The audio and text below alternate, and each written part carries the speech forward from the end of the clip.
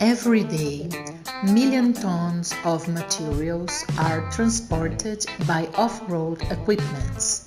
All of this weight is directed to the tires and then represent 30% cost of a truck fleet. Rocks and obstacles are present in this path, causing cuts in the tires and a lot of loss to the companies. We created and patented the adaptable electromechanical device that solves the loss problem of the tires and the maintenance stops. Innovation, efficiency, solution, and economy of millions through an entirely national project.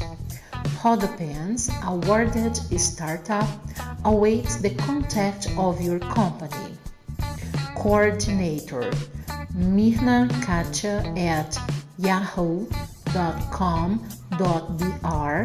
and representative professorcristianomenezes at gmail.com.